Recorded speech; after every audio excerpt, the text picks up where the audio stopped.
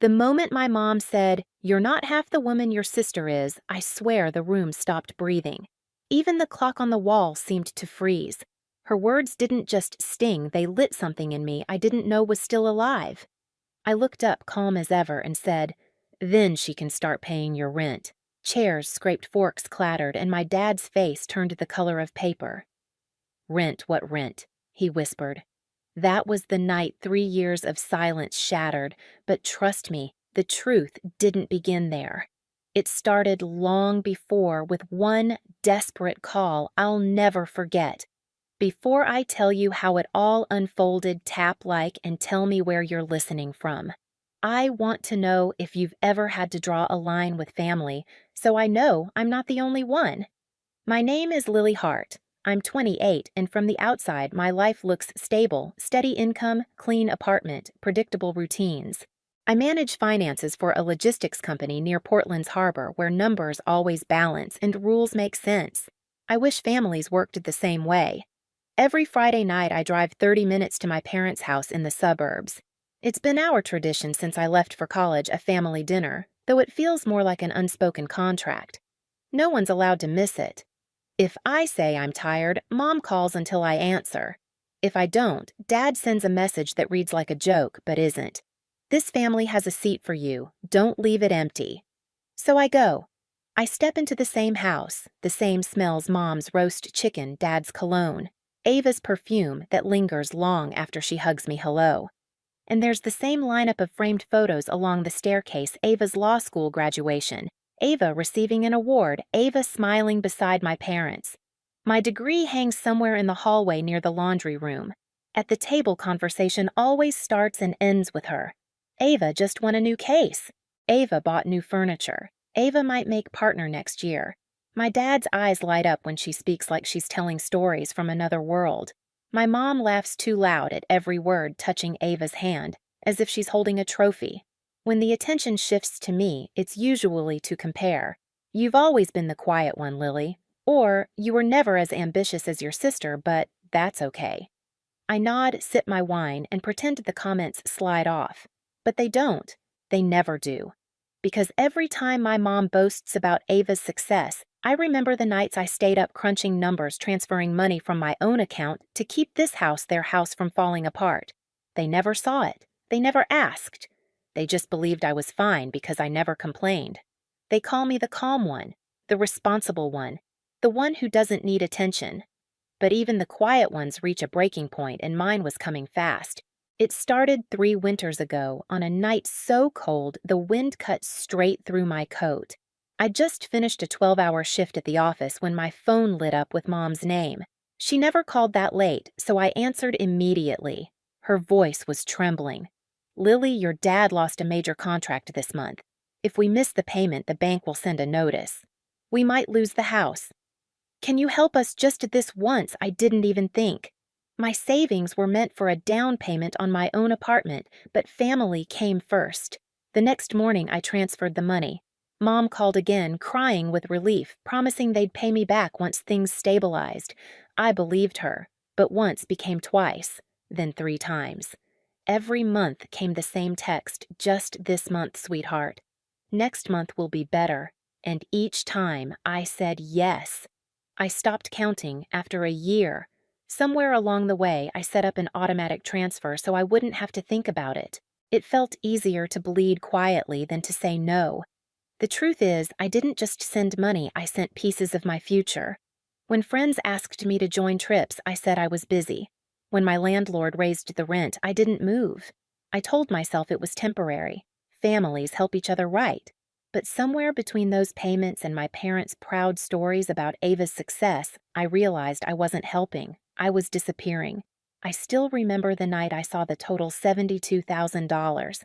My cursor hovered over the screen, blinking. That was my down payment, my dream home, my independence gone.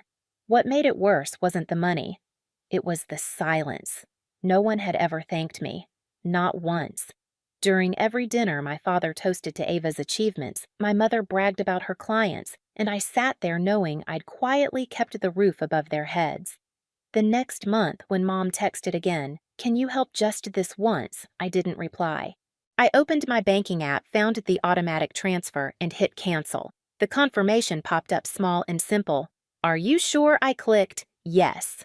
And just like that, the weight I'd carried for 3 years shifted.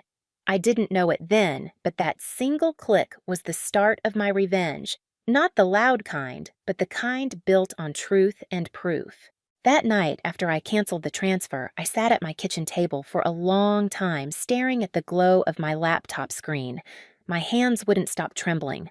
For 3 years, I had tied my worth to those payments. Every dollar felt like proof that I was a good daughter, a reliable one. Without them, who was I? But the longer I stared, the lighter I felt. For once, I wasn't the invisible safety net holding everyone else up. I was just me, broke, tired, but finally free. The next morning, I woke before sunrise and went for a run along the Willamette River. The air was sharp mist curling above the water. My lungs burned, but it wasn't pain, it was something cleaner, clearer. Each step felt like peeling away the weight I'd carried since that first desperate phone call. From that day on, I started rebuilding, not for them, but for myself.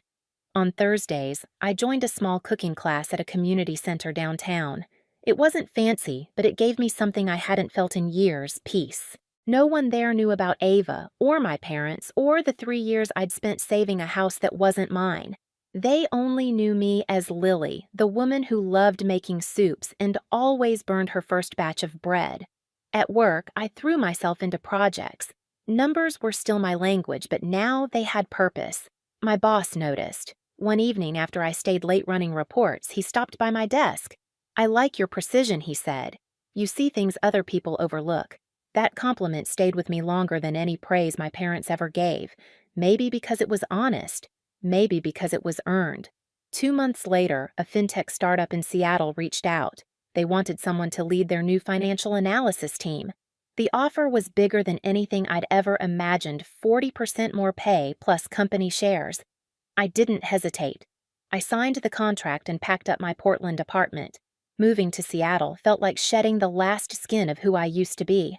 The city air was cold, the skyline unfamiliar, but I loved every second of it. My new place was small, modern, and mine. No one's shadow reached me here. Still, some nights I'd sit on the floor, surrounded by old folders, proof of every transfer, every receipt, every message that began with just this once. I couldn't throw them away. Not yet. Because deep down, I knew this wasn't the end. My parents' silence would never last forever. And when the truth finally came knocking, I intended to answer with facts, not tears. 6 months after I moved to Seattle, I thought I'd finally closed that chapter. New city, new job, new peace. Until one morning, my phone buzzed with a message from Mrs. Whitaker, my parents' elderly neighbor back in Portland. Hi, dear. I just thought you should see this. A photo followed a wide white banner stretched across my parents' porch. Big red letters read, "Congratulations, Ava Hart, for preserving the family home." For a second, I thought my chest had stopped working. I zoomed in, blinked, but the words didn't change. The house I'd kept afloat for 3 years was now her victory story. My vision blurred, the screen trembling in my hand. They hadn't just ignored what I'd done, they'd erased me completely. I sat there for a long time, the sounds of the city muffled behind me. Then something in me shifted. It wasn't anger this time. It was clarity. I opened the drawer under my desk and pulled out the folder I'd kept all this time. Inside were the payment logs, bank statements, screenshots of messages, every number and word that proved the truth. I'd built my life on proof. Now it was time to use it. That night, I compiled everything into a single presentation file labeled Simply Truth. I wasn't sure why I did it, habit maybe, or instinct, but deep down, I knew a day would come when I'd need it. The day arrived sooner than I thought. One evening, my cousin Nina called. "Hey, Lily. Just so you know, your parents are hosting a big family appreciation dinner this weekend. They're planning to honor Ava for saving the house. I thought you should hear it from me." I didn't respond at first. "They asked me to make the slideshow," Nina added quietly. "Do you want to see it?" Within minutes, the file landed in my inbox. I opened it. Pictures of Ava smiling on the porch, captions like, "Thank you for keeping our family's fire alive." I scrolled to the final slide, bold text glowing against a gold background. In gratitude to Ava Hart, the daughter who saved our home. I leaned back in my chair, letting the disgust settle. Then I opened my own file, the one labeled Truth.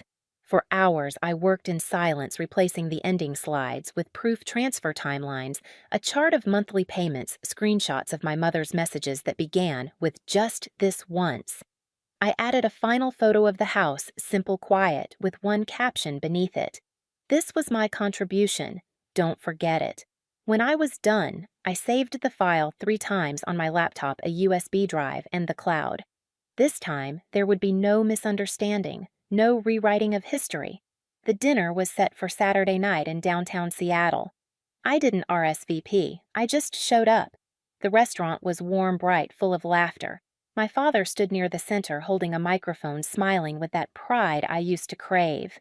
My mother sat beside him, pearls gleaming while Ava glowed in emerald green. She looked exactly how I remembered her, perfect, untouchable. I stood in the doorway, unseen, until I heard my father's voice. "We are so blessed to have a daughter like Ava. She preserved our home, our legacy." Applause filled the room.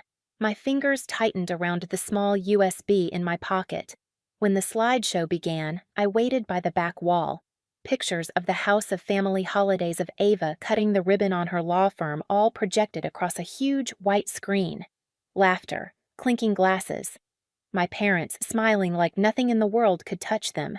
Then the final slide came up, except it wasn't Nina's version anymore. The room went silent. Bold black letters filled the screen. Financial contributions, 2020 to 2023. A collective murmur rippled through the guests. I stepped forward, my heels clicking against the hardwood floor. My father froze mid-smile. My mother's hands clenched around her glass. The slideshow rolled on 36 payments, 1 per month. Total $72,000. "Messages, sweetheart, just this month. We'll handle next time." The crowd whispered louder now, heads turning toward my parents. I stopped near the projector, face calm, heart steady. "If the truth embarrasses you," I said softly, "that's not my fault." For a few seconds, no one moved. Then, from somewhere in the back, someone started clapping. A single sound that grew, spreading through the tables. Some faces were stunned, others approving. My father's complexion drained to gray. My mother opened her mouth, but no words came out. Ava's eyes glistened, her lip trembling. 3 years, I continued. $72,000. Every month while you praised my sister for her success, I was paying for this family's home. You didn't just forget, you pretended it never happened." My father stammered. "We never asked. You didn't have to," I cut in. "You just let me." The room was dead quiet again. My voice didn't rise, but it carried. "You built your pride on silence. Mine. Not anymore." I unplugged the USB and tucked it into my bag. The crowd's eyes followed me as I turned toward the exit. My mother whispered my name, a soft, pleading sound, but I didn't stop. Outside, the night air hit me like a wave, cold, clean, honest. For the first time, I felt the ground solid beneath my feet. Behind me, muffled voices filled the restaurant, the world of half-truths collapsing under its own weight. I walked to my car, my reflection flashing briefly in the glass door as it closed. The woman staring back at me didn't look invisible anymore. She looked free, and maybe that was all the justice I ever needed. 2 days after the dinner, I woke to a soft knock at my apartment door. When I checked the peephole, I froze. My parents stood there, my mother's eyes swollen, my father's shoulders slumped like a man who'd aged overnight. I opened the door but didn't invite them in right away. The silence between us was thick, heavier than any argument we'd ever had. Finally, my mother spoke, her voice trembling. "Lily, we're sorry. We were wrong. We shouldn't have stayed quiet. We shouldn't have let Ava take the credit." She paused, swallowing hard. "We want to put your name on the house deed. You deserve it." For a moment, I just looked at them, 2 people I had spent years trying to please.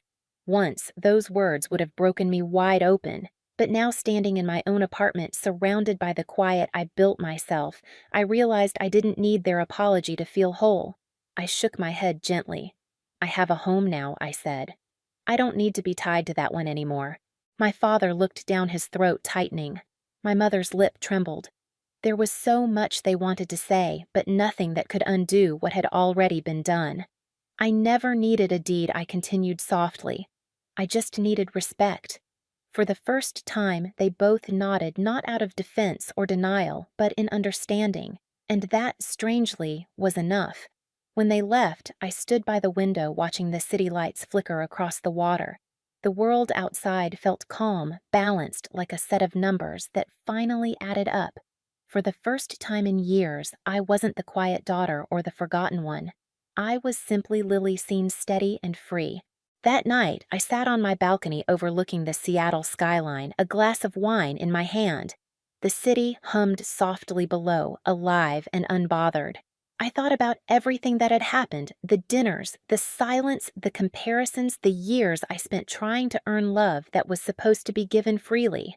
I realized something simple yet freeing: my worth was never up for debate. It was never measured by my parents' praise or Ava's achievements. It was written in every moment I kept going when no one noticed, in every quiet act of strength that no one clapped for. I glanced at the folder still resting on my desk, the proof that once defined me, and smiled. I didn't need it anymore. The truth had already done its job. So, if you've ever been made to feel invisible, remember, this silence doesn't mean weakness, and walking away isn't losing. Sometimes it's the only way to win. If this story hit home, tell me where you're listening from and hit subscribe for more stories like this. You're not alone.